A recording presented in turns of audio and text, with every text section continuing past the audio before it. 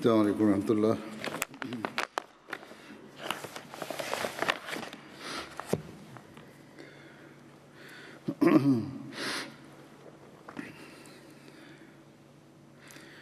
أشهد أن لا إله إلا الله وحده لا شريك له وأشهد أن محمدا عبده ورسوله أما بعد فأعوذ بالله من الشيطان الرجيم بسم الله الرحمن الرحيم الحمد لله رب العالمين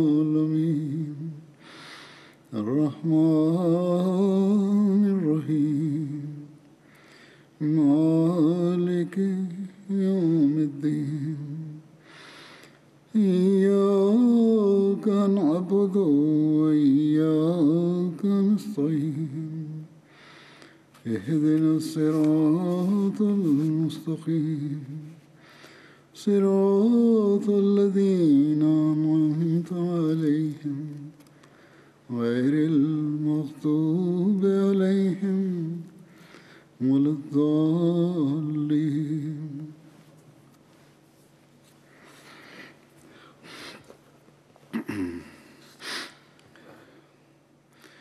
आज जिन साहबी का पहले जिक्र करूँगा उनका नाम है हज़रत मोविस बिन Haris.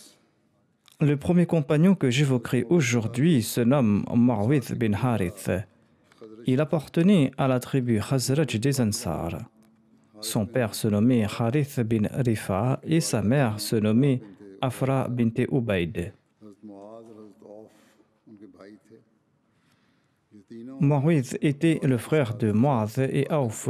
Tous les trois avaient le même père et la même mère. Et on les nommait tous les trois les Banu Afra.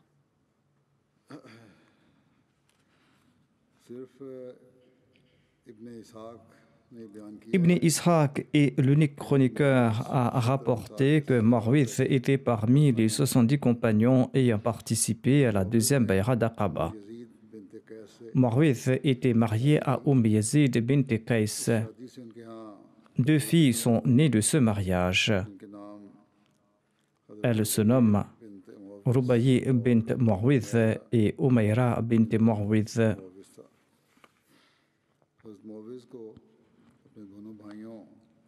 Mu'awidh avait accompagné ses deux frères Mu'adh et Auf lors de la bataille de Badr.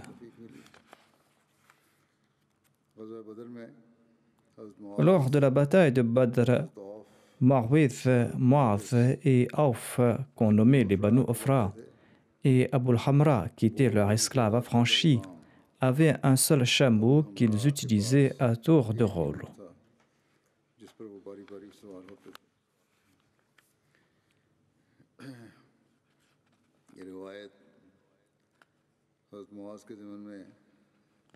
J'avais d'ores et déjà mentionné le récit suivant en évoquant Mu'adh, mais il est important d'en faire mention ici de nouveau à l'égard de Mu'awidh.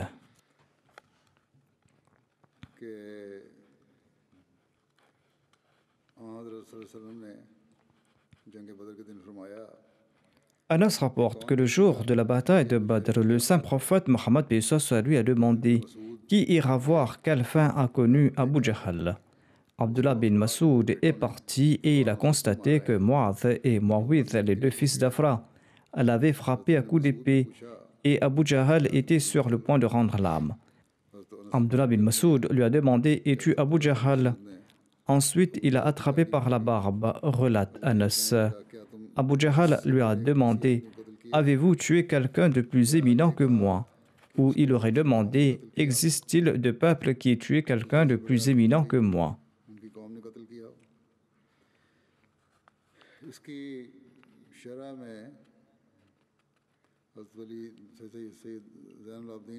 Hazrat Sayyid Zainul Abidin Waliullah Shah a commenté sur ce hadith d'Al-Bukhari.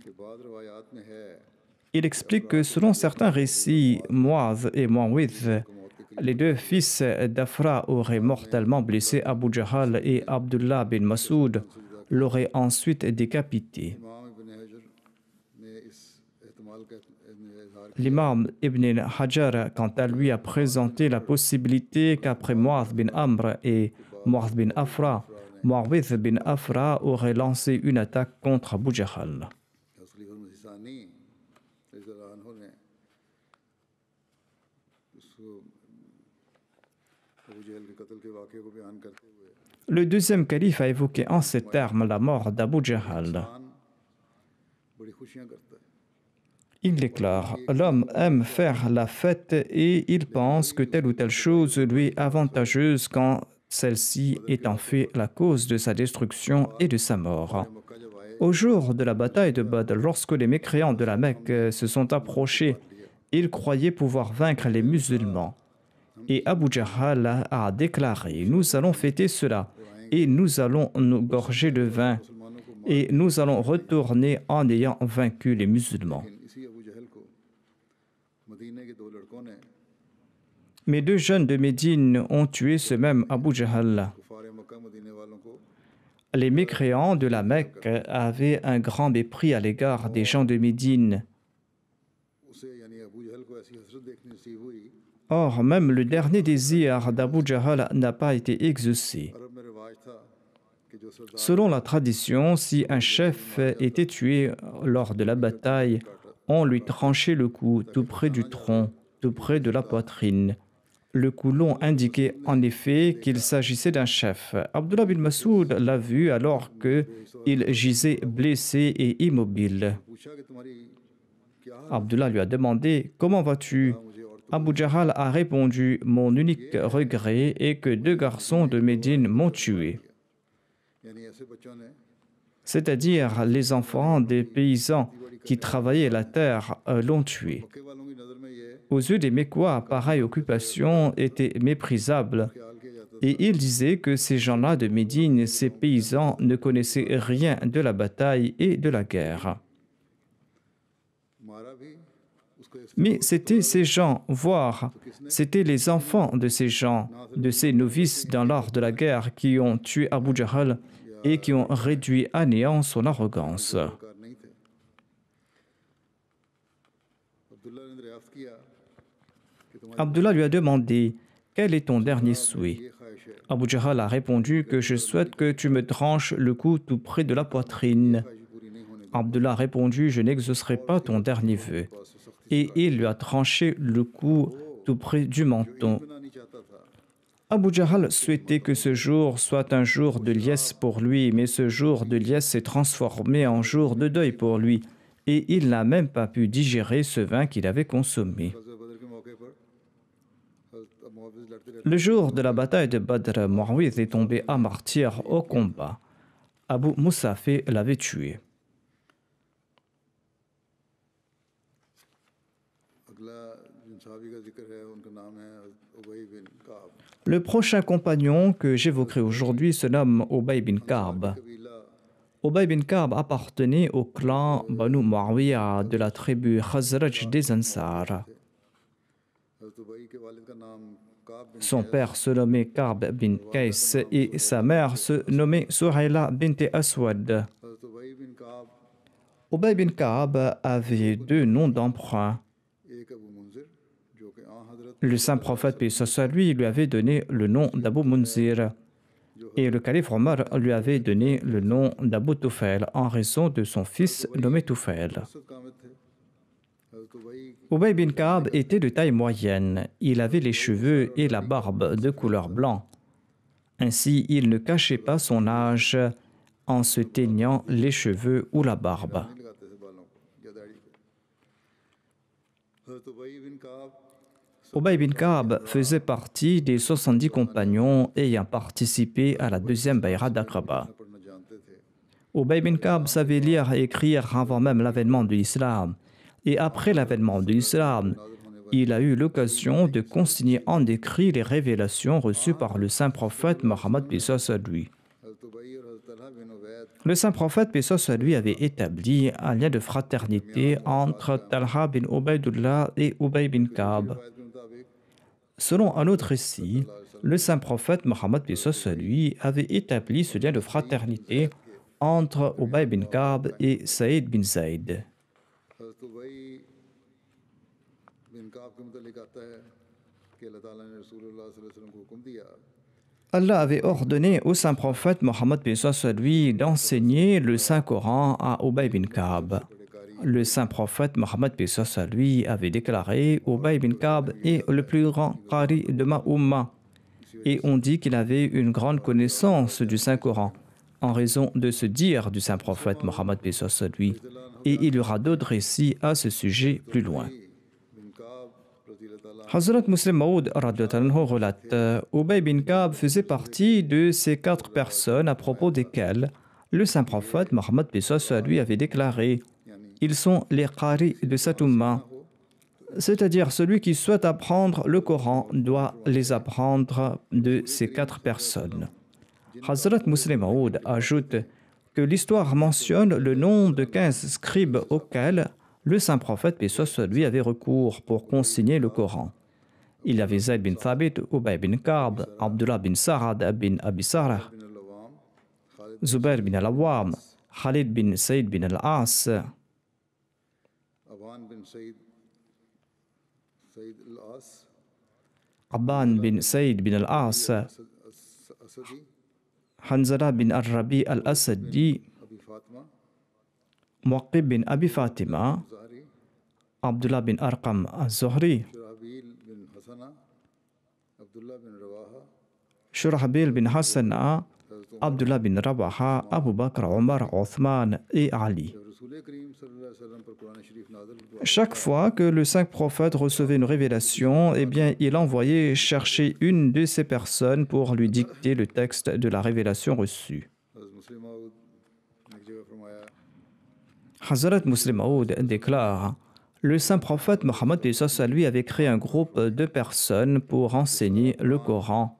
रसूलुल्लाह सल्लल्लाहु अलैहि वसल्लम से हिफ्ज़ करके Ils avaient mémorisé le Saint-Coran tout entier du saint prophète Mohammed lui et ils l'enseignaient aux autres. Ces 4 grands maîtres avaient pour mission d'apprendre le Coran du saint prophète lui et de l'enseigner aux autres. उनके मतहत और बहुत से सहाबा ऐसे थे Et ils avaient sous leur supervision d'autres compagnons qui enseignaient le Coran aux autres. Voici les noms de ces 4 grands maîtres. Abdullah bin Masoud, Salim Maula bin Abi Hudhayfa, Mu'adh bin Jabal et Ubay bin Ka'b. मुहाजिर हैं Les 2 premiers sont des émigrants et les 2 derniers sont des Ansari. Masood एक मजदूर थे Abdullah bin Masoud était un travailleur manuel, un laboureur. Salim était un esclave affranchi. Mu'adh bin Jabal et Ubay bin Ka'b étaient parmi les chefs de Médine. En somme, le saint prophète Mohammed lui avait choisi des qari de toutes les couches de la société de Médine. मुकर्रर कर दिए थे हदीस में आता है Selon les hadiths, le saint prophète Mohammed lui disait Quran apprenez le Coran de ces 4 personnes. अब्दुल्ला बिन Masood Abdullah bin Masoud, Salim Maula bin Abi Hudhayfa, Mu'adh bin Jabal et Ubay bin Ka'b. जिन लोगों ने कुरान पढ़ना हो वो Le saint prophète lui disait que celui qui souhaite apprendre le Coran, eh bien qu'il l'apprend de ces 4 personnes. Abdullah bin Masoud, Salim et Mu'adh bin Jabal et Ubay bin Ka'b. Ces 4 personnes avaient appris le Coran du saint prophète Mohammed lui, où il lui avait récité le Coran et celui-ci avait corrigé leurs erreurs. Mais en sus d'eux, de nombreux autres compagnons avaient appris le Saint-Coran de la personne même du saint prophète Mohammed lui. रहते थे हज़रत अनस बिन मालिक से रिवायत है कि नबी सल्लल्लाहु अलैहि वसल्लम ने Anas bin Malik déclare que le saint prophète Mohammed lui a dit à Ubay bin Ka'b Allah m'a ordonné de t'enseigner la sourate Lam yakunil ladhina kafaru min ahlil kitab.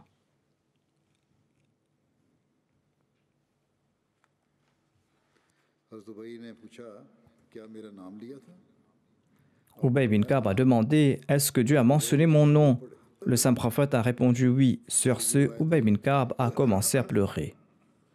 Ce récit est tiré d'Al-Bukhari. जबकि एक दूसरी रिवायत में जिक्र है कि हज़रत अनस बिन मालिक बयान करते हैं Selon un autre récit, Anas bin Malik relate, le saint prophète Mohammed lui a dit à Ubay bin Ka'b, अल्लाह ताला ने मुझे हुक्म दिया है Allah m'a ordonné de te réciter le Saint-Coran tout entier. Ubay bin Ka'b a demandé, est-ce qu'Allah vous a mentionné mon nom? Le saint prophète a répondu à l'affirmative. Sur ce, Ubay a demandé, le pourvoyeur des deux mondes a-t-il évoqué mon nom? Le saint prophète a répondu oui. Et Ubay avait des larmes aux yeux. वाक़े की तफसील हज़रत मुस्लिम मऊद रज़ा अन्हु में भी अपने अल्फाज में इस तरह बयान फरमाई है Hazrat Muslim Maud a évoqué cet incident en ces termes. Il déclare, Abu Hayya Badri relate que lorsque la sourate Lam Yakun a été révélée dans son intégralité, eh bien, l'ange Gabriel a dit au saint prophète Mohammed paix soit lui, अल्लाह ताला ने आपको हुक्म दिया है Allah vous ordonne d'enseigner cette sourate à Ubay bin Ka'b. इस पर रसूल करीम सल्लल्लाहु अलैहि वसल्लम ने हज़रत उबई बिन काब Sur ce, l'envoyé d'Allah a dit à Ubay bin Ka'b, l'ange Gabriel m'a transmis l'ordre de Dieu de t'enseigner cette sourate. उबई बिन काब ने अर्ज़ किया Ubay bin Ka'b a déclaré, ô envoyé d'Allah, हुजूर में जिक्र आया Allah a-t-il mentionné mon nom? Quand le saint prophète a répondu à l'affirmative, eh bien, Ubay bin Ka'b a pleuré de joie. रसूलुल्लाह सल्लल्लाहु अलैहि वसल्लम के बाद हज़रत Umar Après le saint prophète Mohammed paix soit sur lui, le calife Omar a répété cette phrase à maintes reprises. Une fois, du haut de la chaire de la mosquée Nabawi, il a déclaré que Ubay bin Ka'b est le plus grand des Qari.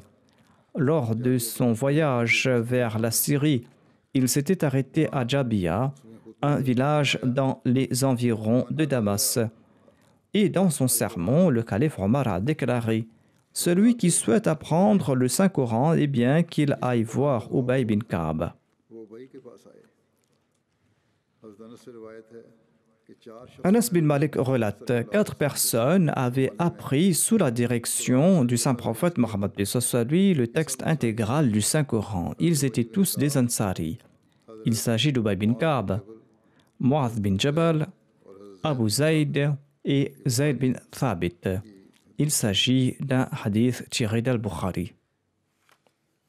हज़रत मुस्लिम मऊद फरमाते हैं Hazrat Muslim Maud relate ceci. Voici les noms des Huffaz les plus connus parmi les Ansar. Ubadah bin Thamit, मुजम्मे बिन हारिसा Mu'adh Mujami bin Haritha, बैद Fadala bin Ubaid, Maslama bin Makhalal, Abu Darda, Abu Zayd, साबित उबई Zayd bin Thabit, Ubay bin Ka'b, Sa'd bin Ubadah et Waraqa. हज़रत सल्लल्लाहु अलैहि वसल्लम ने फरमाया Le saint prophète Mohammed paix soit sur lui a déclaré Abu Bakr est celui qui est le plus bienveillant à l'égard de ma Ummah et Omar est le plus strict quant à l'application des préceptes de la religion, c'est-à-dire qu'il est très à cheval sur les principes. Et le saint prophète a déclaré Othman est celui qui est le plus pudique. और हलाल और हराम का सबसे ज़्यादा इल्म Il a ajouté Mu'adh bin Jabal dispose de la plus grande connaissance de ce qui est licite et de ce qui est illicite. Et Zayd bin Thabit est celui qui dispose d'un plus grand savoir quant aux obligations. Et Ubay bin Ka'b est celui qui maîtrise le mieux la prononciation du texte du Saint-Coran. Ensuite, le prophète a déclaré il existe un amin dans chaque umma, et l'amin de cette umma est Abu Ubaidah bin al-Jarrah. जिनका जिक्र पहले हो चुका है हज़रत Ubaida J'avais mentionné Abu Ubaidah bin al-Jarrah récemment. की मदीना तशरीफ Après l'arrivée du saint prophète Mohammed paix soit sur lui à Médine, Ubay bin Ka'b était son tout premier scribe. उबई बिन काब ही थे C'était lui qui consignait les révélations en écrit. À l'époque, कातिब का नाम लिख le scribe n'avait pas pour habitude d'apposer son nom à la fin du texte qu'il avait écrit. Ce fut Ubay bin Ka'b qui avait lancé cette pratique. यानी लिखने वाले ने का नाम Par la suite, d'autres personnes ont suivi cette pratique. C'est-à-dire qu'on n'écrivait pas le nom du scribe à la fin du manuscrit, on consignait uniquement la révélation. Ubay bin Ka'b a lancé cette pratique de consigner son nom au bas du texte et cette pratique est devenue courante par la suite. ने कुरान का एक एक हर्फ Ubay bin Ka'ab a mémorisé chaque lettre du Coran du saint prophète Mohammed paix soit lui, qui avait lui aussi mémorisé ce texte. Et en voyant son engouement, le saint prophète paix soit lui portait une attention particulière quant à son enseignement. L'aura de la Nubuwa empêchait de grands compagnons de poser des questions au saint prophète Mohammed paix soit lui. Mais Ubay bin Ka'ab, quant à lui, posait ces questions sans la moindre hésitation. Cela ne veut pas dire qu'il posait des questions inutiles.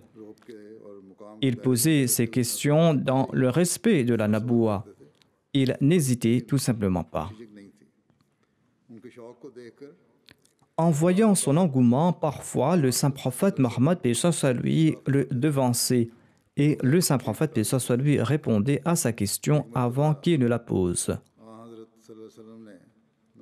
Une fois, lors de la prière du matin, le saint prophète Mohammed paix soit lui avait raté un verset. Ubay bin Ka'ab s'était joint à la prière en congrégation en retard. Après la soirée, le saint prophète a demandé à la congrégation: l'un d'entre vous a-t-il noté quelque chose à propos de ma récitation? Tout le monde était silencieux. Ensuite, il a demandé: Ubay bin Ka'ab est-il présent? Ubay venait de terminer sa prière. Peut-être que le saint prophète avait commis cette erreur ou cet oubli lors de la deuxième rakat et qu'Ubay avait noté cela, quoiqu'il était en retard pour la prière. En tout cas, quand il a terminé sa prière, il a déclaré: ô envoyé d'Allah, vous avez raté tel ou tel verset. Vous avez raté ce verset. Est-ce que ce verset a été abrogé ou est-ce que vous avez oublié de le réciter? Le saint prophète, paix soit lui, a répondu: non, j'ai oublié de réciter ce verset. Et en s'adressant à Ubay, le saint prophète Mohammed paix soit lui a ajouté: je savais qu'hormis toi, personne d'autre n'aurait noté cela. Ubay bin Ka'ab relate que j'étais dans la mosquée et un individu est entré et il a récité le Saint-Coran avec une prononciation qui m'a paru étrange. Un autre est venu et il a récité le Coran d'une manière différente. Lorsque nous avons terminé la Salat, nous nous sommes présentés au saint prophète Mohammed paix soit lui et j'ai dit au saint prophète Mohammed paix soit lui que celui-ci a récité le Coran d'une manière qui me semblait étrange et ensuite le deuxième est venu et il a récité le Saint-Coran avec une prononciation différente de la première personne.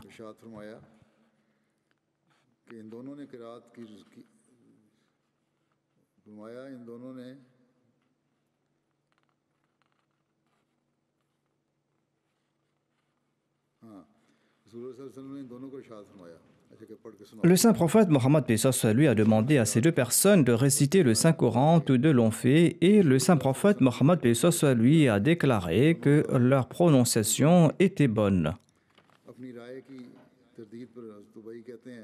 Ubay déclare que quand le saint prophète Mohammed paix soit lui a rectifié mon opinion et qu'il a approuvé la prononciation de ces deux personnes, eh bien j'étais fort embarrassé. J'ai ressenti un embarras que je n'avais même pas ressenti à l'époque de l'ignorance. Quand le saint prophète Mohammed paix soit lui a constaté mon embarras, lorsqu'il a vu mon embarras sur le visage, eh bien il m'a frappé à la poitrine. J'étais en sueur de la tête jusqu'aux pieds. C'était comme si je voyais Dieu dans ma crainte. Sur ce, le saint prophète Mohammed paix soit lui m'a dit: ô Ubay, Dieu m'a requis de réciter le Coran suivant une prononciation. Je lui ai demandé de faciliter la tâche de ma Ummah. Sur ce, il m'a répondu que je pouvais utiliser deux qira'a, c'est-à-dire deux prononciations pour le Coran. Je lui ai demandé de nouveau de faciliter la tâche de ma Ummah. La troisième fois, il m'a autorisé 7 qira'a, c'est-à-dire 7 prononciations différentes pour réciter le Coran. Et Dieu m'a dit que tu auras le droit de faire une requête de prière pour chaque réponse que je t'ai donnée à tes questions. C'est-à-dire que l'ange Gabriel a donné ce message au saint prophète Mohammed paix soit lui, qu'Allah lui dit qu'il aura le droit à une requête de prière pour chaque question. Le saint prophète Mohammed paix soit lui déclare: sur ce, j'ai prié: ô Allah, pardonne à ma Ummah. ô Allah pardonne à ma Ummah. Et la troisième prière, je l'ai réservée pour le jour lorsque toute la création, incluant Ibrahim, se tournera vers moi. Ubay bin Ka'ab avait atteint une telle perfection dans la récitation du Coran que le saint prophète Mohammed lui faisait réviser le Saint-Coran tout entier. L'année de son décès, le saint prophète Mohammed lui a récité le Saint-Coran tout entier.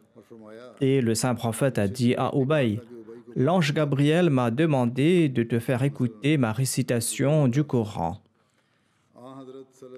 Ainsi, le saint prophète Mohammed lui a récité à Ubay tout le Coran. Durant l'époque bénie du saint prophète Ubay a enseigné le Coran à un persan et il lui a enseigné le verset « Inna shajarata zaquma ta'amul athim ».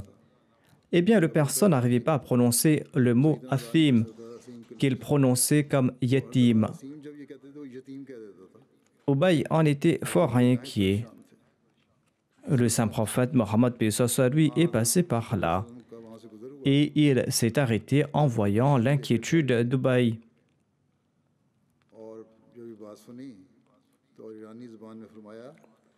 Eh bien, dans la langue persane, il lui a dit d'énoncer les mots bitaramid ta'thim avec la lettre Dwa. Lorsqu'il a suivi cette consigne, eh bien, il a pu prononcer le mot athim correctement. Sur ce, le saint prophète Mohammed lui a dit à Ubay, corrige sa prononciation. Enseigne-le d'après la prononciation de sa langue, afin qu'il puisse énoncer correctement les versets du Saint-Coran. Et fais-lui prononcer correctement ces lettres, Allah t'en récompensera. Lors d'un de ses sermons, le saint prophète Mohammed lui avait récité la sourate Barat, une sourate qu'Abu Darda et que Abu Dhar ne connaissaient pas. Durant le sermon, ils ont demandé à Ubay si cette sourate venait d'être révélée. Ubay leur a demandé par signe de se taire.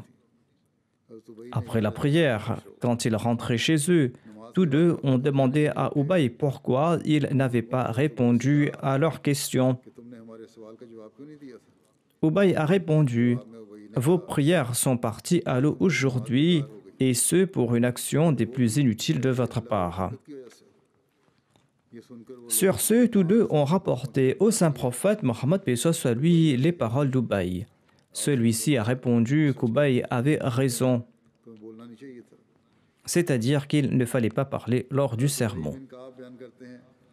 Ubay bin Ka'ab déclare que le saint prophète Mohammed lui a demandé « Ô Abu Mundhir, sais-tu quel est le verset le plus important du Coran, du livre d'Allah qui se trouve à ta disposition ?»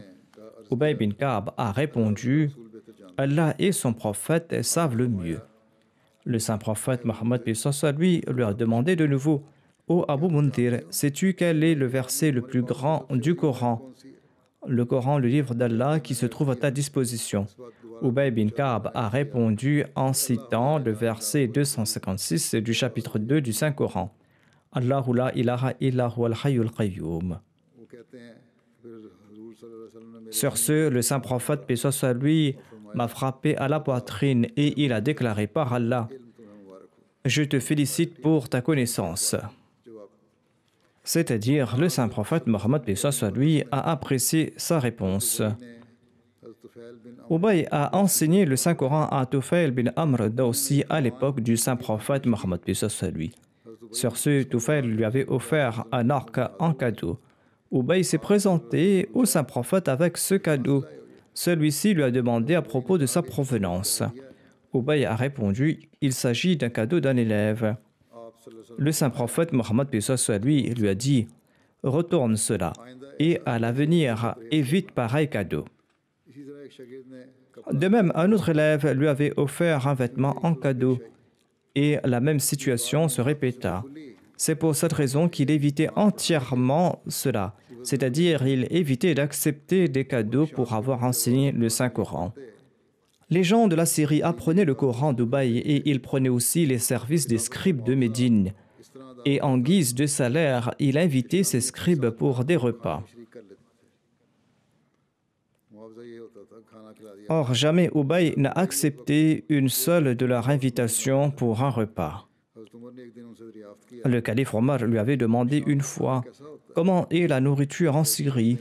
Ubayy a répondu: je ne mange pas chez eux. Moi, je mange chez moi. Ubayy bin Ka'b avait participé aux batailles de Badr, d'Uhud, à la bataille du Fossé et aux autres Ghazwat en compagnie du saint prophète Mohammed paix soit lui. Lors de la bataille d'Uhud, une flèche l'avait atteint à sa veine, la veine qui irrigue sa tête, le dos, les mains et les pieds.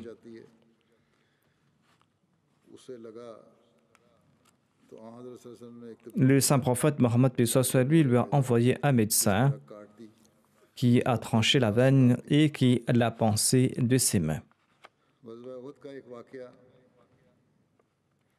Voici un récit sur la bataille d'Uhud, récit que j'ai mentionné dans le passé et que j'évoque de nouveau ici brièvement.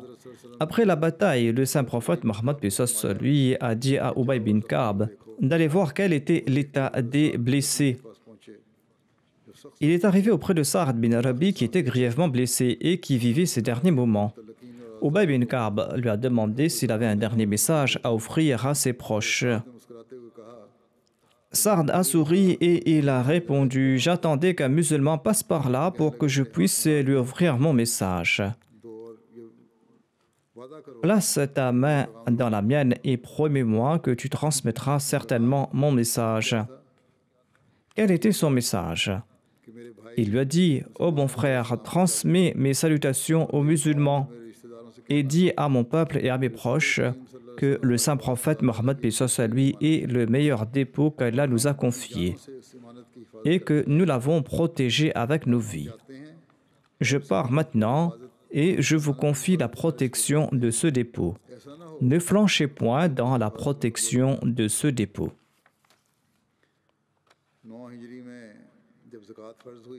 La zakat a été rendue obligatoire en l'an 9 de l'Hégire et le saint prophète Mohammed paix soit lui a envoyé des collecteurs pour récolter les aumônes dans les différentes provinces de l'Arabie. Ubayy a été nommé collecteur des aumônes des Banu Bali, Banu Azhar et de Banu Sa'd.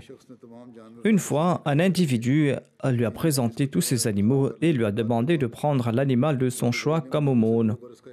Ubayy a choisi un petit chameau de 2 ans. Le donateur lui a demandé: pourquoi prendre celui-là? Il ne donnera pas de lait et il ne pourra pas porter personne. Prenez plutôt cette chamelle. Elle est grosse et jeune. Ubayy a répondu: il n'en sera pas ainsi. Je ne pourrai pas contrer une directive du saint prophète Mohammed paix soit lui. Vaut mieux que tu m'accompagnes à Médine, qui n'est pas très loin d'ici. Nous irons voir le saint prophète Mohammed paix soit lui et nous accepterons son verdict. L'autre était d'accord et il a accompagné Ubayy à Médine avec la chamelle et il a tout relaté au saint prophète Mohammed paix soit lui. Le saint prophète a répondu que si tu souhaites offrir cette chamelle, eh bien tu pourras le faire. On va l'accepter et Allah t'en récompensera. C'est ainsi que l'autre a présenté la chamelle au saint prophète Mohammed paix soit lui avant de rentrer. Le travail de la classification des sourates du Saint-Coran et de la compilation du Coran avait débuté à l'époque d'Abu Bakr. Ubayy était le superviseur de ce groupe de compagnons choisis pour ce travail. Il récitait le Coran et les gens consignaient cela en écrit. Étant donné qu'il s'agissait d'érudits compagnons, ils commentaient et discutaient aussi sur les versets du Saint-Coran lors de leur travail. Ainsi, ils sont tombés sur le verset suivant de la sourate At-Tawbah, où il est dit ثُمَّ صَرَفَ اللَّهُ قُلُوبَهُمْ بِأَنَّهُمْ قَوْمٌ لَا يَفْقَهُونَ. Certains ont dit qu'il s'agissait du dernier verset révélé. Mais Ubayy a déclaré: non, le saint prophète Mohammed paix soit lui m'a enseigné 2 autres versets par la suite. Il s'agit du verset qui précède l'avant-dernier verset de cette sourate. Lors de son califat, Omar avait lancé des centaines de projets qui étaient très avantageux, dont le système de la Shura. En effet, la Majlis e-Shura avait été établie à l'époque du calife Omar. Ce conseil réunissait d'illustres compagnons de parmi les Ansar et les Muhajirin. Ubay bin Ka'b y représentait la tribu Khazraj.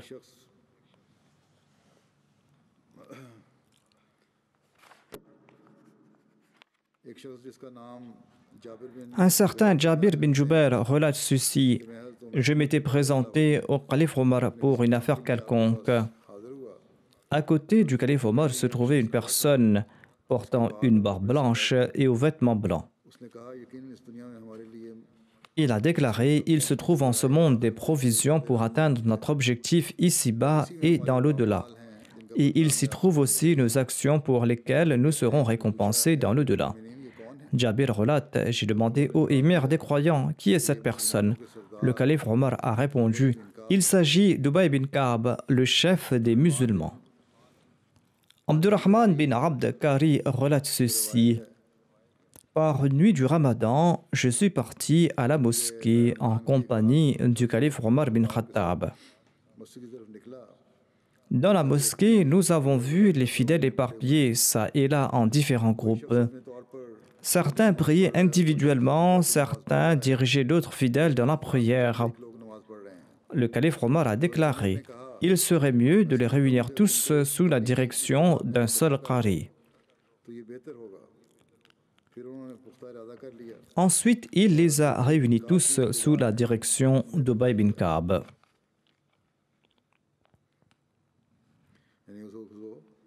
Ils étaient en train d'accomplir des prières nawafil. Ubay bin Ka'b faisait partie de ces grands compagnons ayant entendu de nombreux hadiths du saint prophète Mohammed à lui. C'est la raison pour laquelle il servait de précepteur à de nombreux compagnons. Ses élèves comprenaient en majorité des compagnons du saint prophète Mohammed à lui.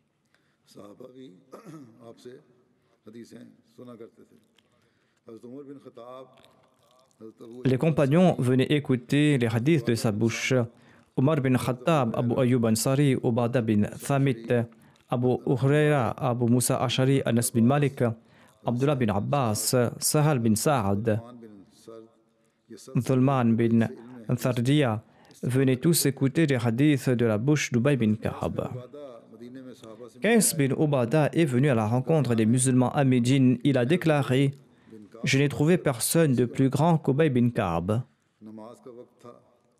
Les gens étaient réunis à l'heure de la prière. Le calife Omar était aussi présent. Il fut nécessaire de présenter quelques enseignements et après la salat, Ubay bin Ka'b s'est levé et il a présenté les hadiths du saint prophète Mohammed à lui. Et tout le monde écoutait tout lui avec engouement. L'aura d'Ubay a eu un grand effet sur Qais. Une femme est venue voir informer le calife Omar que son mari était décédé et qu'elle était enceinte. Ubay bin Ka'b répondait aussi aux questions de jurisprudence en tirant ses conclusions du Saint-Coran. La femme a relaté qu'au moment de la disparition de son mari, elle était enceinte et qu'elle avait accouché, mais que la période de son idda n'était pas encore terminée, c'est-à-dire la période d'attente qui est de 4 mois et de 10 jours qu'une femme doit observer après la disparition de son mari. Eh bien, cette période ne s'était pas encore écoulée, mais qu'elle était enceinte et qu'elle avait déjà accouché au cours de cette période. Et elle a demandé si elle devait compléter la période d'attente. Le calife Omar lui a dit de compléter la période de l'idda prescrite pour une veuve. Par la suite, cette veuve s'est rendue auprès d'Ubay et elle s'est enquis également à propos de cette question de la période d'attente. Elle a informé Ubay à propos de la réponse du calife Omar et du verdict qu'il avait rendu. Ubay lui a demandé d'aller voir le calife Omar et de lui dire qu'Ubay déclare qu'elle pouvait se remarier et qu'elle n'avait plus besoin d'observer la période restante de l'idda. et il lui a dit que j'étais présent si le calife Omar veut me parler. Cette femme est partie voir le calife Omar, qui lui a demandé de faire venir Ubay. Ubay est venu et Omar a demandé comment il était arrivé à ce verdict. Ubay a répondu qu'il s'était basé sur le Saint-Coran et il a cité ce verset. Ulatul ahmali ajaluhunna an yad'na hamlahunna. Et quant à celles qui sont enceintes, leur période sera jusqu'à ce qu'elles soient délivrées de leur fardeau. Ubay a ensuite déclaré que toute femme enceinte et devenue veuve sera également comptée parmi celles-là. Et Ubay a déclaré que le saint prophète était arrivé au même verdict. Et Omar a demandé à la femme d'agir en conformité à la consigne d'Ubay, en d'autres termes, que ce qu'il disait était correct. La maison appartenant à Abbas, l'oncle du saint prophète, paix soit lui, était contiguë à la mosquée. Omar voulait agrandir la mosquée du saint prophète et a demandé à Abbas de vendre sa maison afin qu'il puisse l'inclure dans la mosquée. Abbas a déclaré que cela n'était pas possible. Le calife Omar lui a demandé d'offrir la maison en cadeau. Mais Abbas a refusé parce que généralement, il faisait les choses à sa manière. Le calife lui a demandé d'étendre lui-même la mosquée et que ce sera un grand acte pour le bénéfice de la Ummah. Et s'il devait agrandir la mosquée et y inclure sa maison, Abbas a répondu que cela n'était pas possible non plus. Omar lui a dit « Eh bien, tu vas devoir accepter l'une de ces trois options. » Abbas a déclaré que je n'accepterai aucune de ces options. Ainsi, ils ont choisi Ubay bin Ka'b comme arbitre. Ubay a dit au calife Omar « Quel droit avez-vous de prendre son bien sans son consentement? Vous ne pouvez pas le lui prendre. » Omar lui a demandé s'il fonde sa décision sur le Saint-Coran ou sur un hadith. Ubay a déclaré qu'il s'était basé sur un hadith. Et ensuite, il a déclaré que lorsque le prophète Salomon avait construit le temple de Jérusalem, l'un de ses murs construits sur la terre de quelqu'un d'autre s'est écroulé. Le prophète Salomon a reçu une révélation indiquant qu'il devra demander la permission au propriétaire avant de construire sur ce terrain. En entendant cela, Omar s'est tu. Abbas était loyal et sincère, il avait prêté allégeance au califat et il s'est maîtrisé. Bien qu'il avait initialement refusé, cependant, il avait une disposition pieuse et vertueuse et il avait un grand sens de l'honneur pour la foi et un respect pour le califat. Quand le calife Omar a accepté la décision d'Ubay et qu'il s'était tu, Abbas lui a dit que très bien, je vais inclure ma maison dans la mosquée.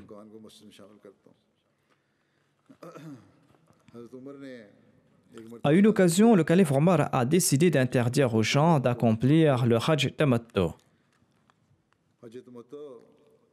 Il existe en effet trois types de Hajj. Certains jeunes peuvent ne pas en être conscients. Le Hajj Tamattu est accompli en portant l'ihram de l'Umrah avant d'arriver à la Mecque. Les pèlerins accomplissent d'abord l'Umrah, ensuite ils sortent de l'état d'ihram.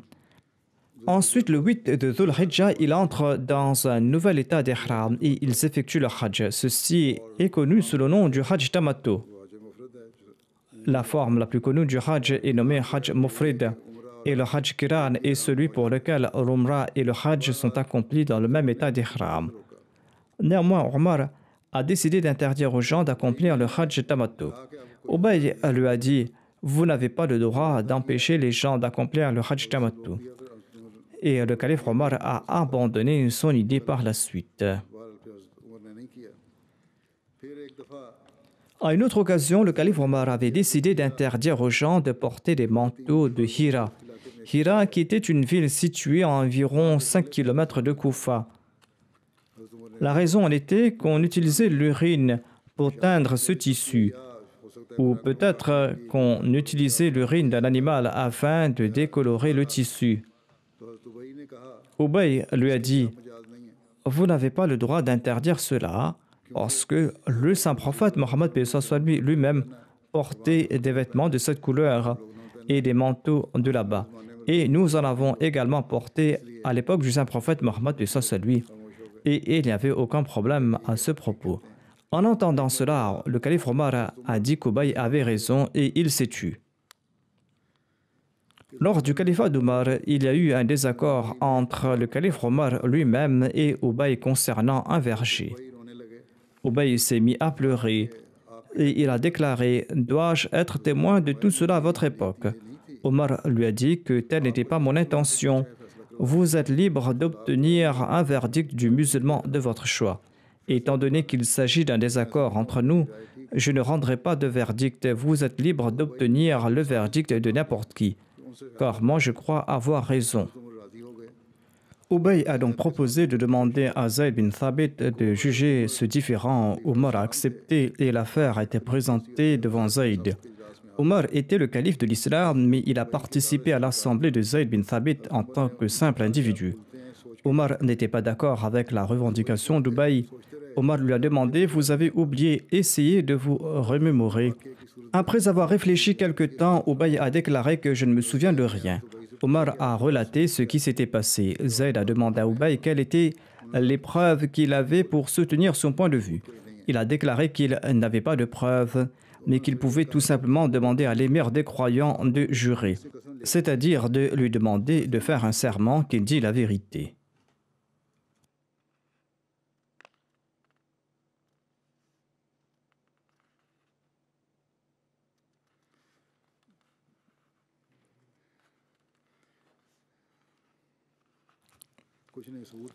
Il a dit de demander au calife, à l'émir des croyants, de faire un serment. Le calife Omar a déclaré « Si je dois faire un serment, eh bien, je n'ai aucun problème à le faire. » Et la décision a été prise par la suite. Othman bin Affan avait établi une équipe de 12 personnes composée des Qurayshites et des Ansar pour compiler le Saint-Coran. Ubay bin Ka'b et Zayd bin Thabit faisaient également partie de cette équipe.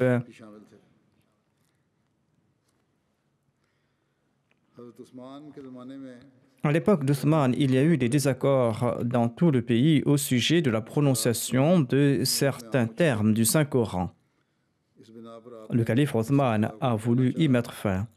Et pour cela, il a souhaité écouter individuellement les récitations des compagnons.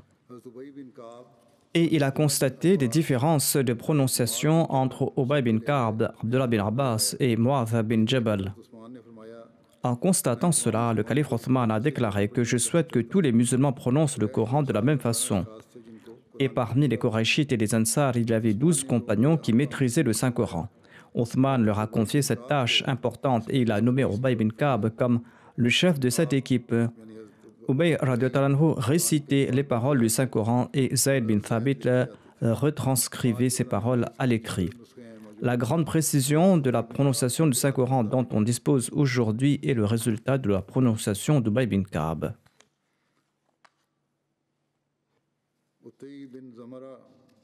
Uti bin Zamra a déclaré qu'il a demandé à Ubay bin Ka'b « Vous qui êtes les compagnons du Saint-Prophète Mohammed paix soit lui, que vous est-il arrivé ? Nous vous rendons visite de très loin afin que vous partagiez avec nous des nouvelles, des anecdotes, afin que vous nous appreniez quelque chose. Mais lorsque nous arrivons chez vous, vous ne nous accordez aucune importance et vous n'avez aucune considération à notre égard.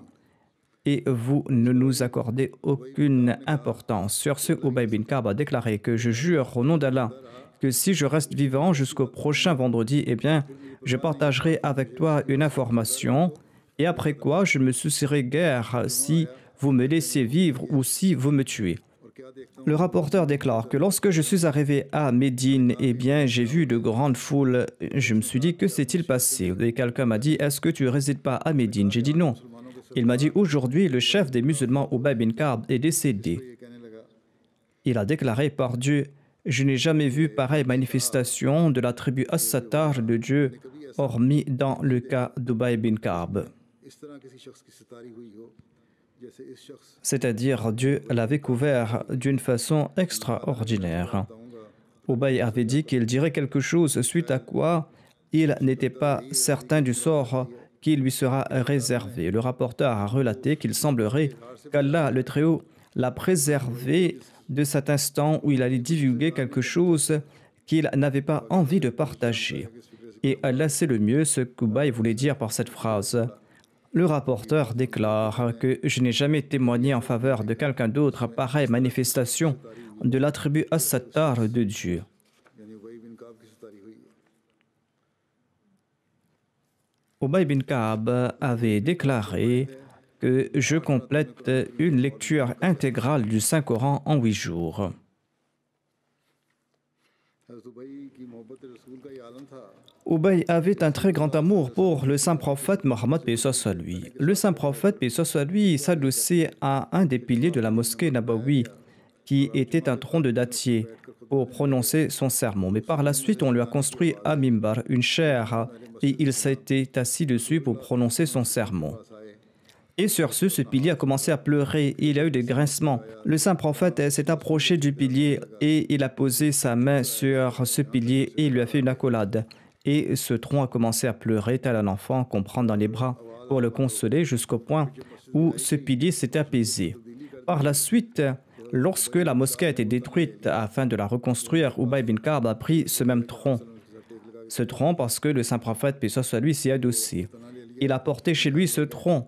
Et ce tronc a pourri par la suite et le bois était infesté de termites et tombé en miettes. Mais il l'a gardé auprès de lui en raison de son amour pour le saint prophète Mohammed paix soit lui. Ce récit a été rapporté par Musnad Ahmad bin Hanbal et une partie de ce récit est rapportée aussi par Al-Bukhari.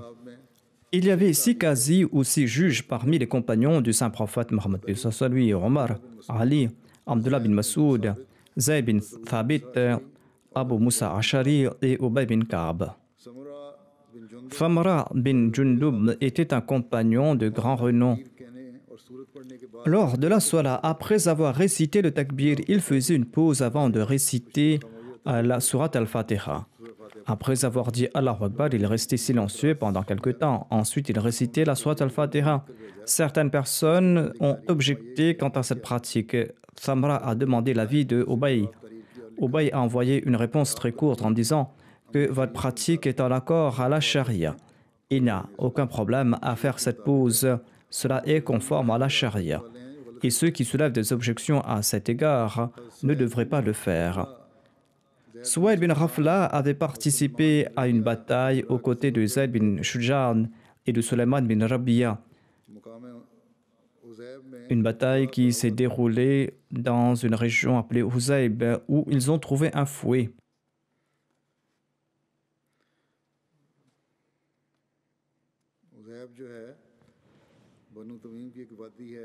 Huzayb est une vallée des Banu Tamim. C'est un point d'eau qui se situe entre Qadisiyah et Mauritania, environ 6 km de Mauritania. En tout cas, Suwayd a ramassé le fouet. On lui a dit de le laisser là-bas, car il pourrait appartenir à un musulman. Il a répondu que je vais certainement le prendre. S'il reste au sol, les loups vont le manger et ils s'en nourriront. Vaut mieux que j'en tire profit. Quelques jours après, Suwayd est parti accomplir le Hajj et il est passé par Médine en cours de route. Il s'est rendu chez Ubay et lui a relaté le récit concernant le fouet. Ubay a répondu « Je me suis trouvé dans une situation similaire. J'avais trouvé 100 dinars à l'époque du saint prophète Mohammed paix soit lui. Ainsi qu'il s'agisse de 100 dinars ou d'un simple fouet, chaque objet possède sa valeur et appartient à autrui. Écoutez la réponse du saint prophète Mohammed paix soit lui. Ubay a répondu, le saint prophète Mohammed paix soit lui m'avait ordonné d'informer les gens pendant 1 an, c'est-à-dire d'en faire l'annonce que j'avais fait cette trouvaille. Une fois une année écoulée, il fallait garder en mémoire la quantité de pièces et les signes distinctifs de ces pièces et d'attendre une année de plus. Si une personne vous réclame cet argent ou cet objet, vous devez le lui rendre, sinon cet objet vous appartient. C'est-à-dire, il faut attendre 2 années entières. Il faut faire l'annonce pendant une année. Et pendant une autre année, il faut garder en mémoire la description de cet objet. Et si quelqu'un revendique cet objet, il faudra le lui rendre. Un jour, quelqu'un annonçait dans la mosquée qu'il avait perdu un objet. Ubay n'avait pas apprécié cela. L'autre a dit que je n'ai pas commis une action condamnable. Mais Ubay a déclaré qu'il faut quand même respecter la mosquée. Il ne faut pas y annoncer la perte d'un objet mondain, car cela porte atteinte à l'honneur de la mosquée.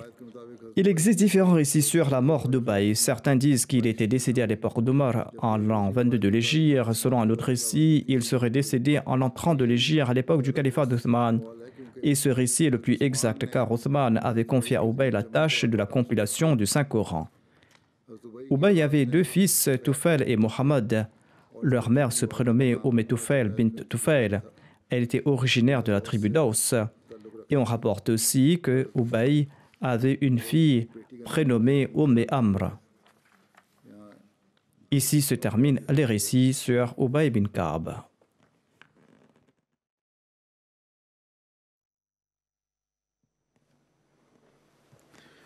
Alhamdulillah,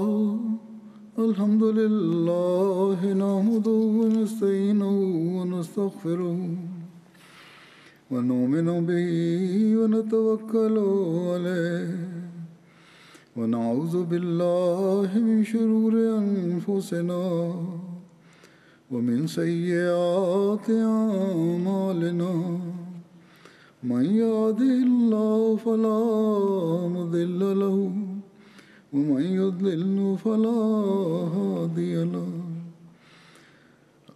ونشهد أن لا إله إلا الله ونشهد أن محمدا عبده ورسوله عباد الله رحمكم الله إن الله يأمر بالعدل والإحسان وإيتاء ذي القربى وينهى عن الفحشاء والمنكر والبغي يعظكم لعلكم تذكرون اذكروا الله يذكركم وادعوه يستجب لكم ولذكر الله أكبر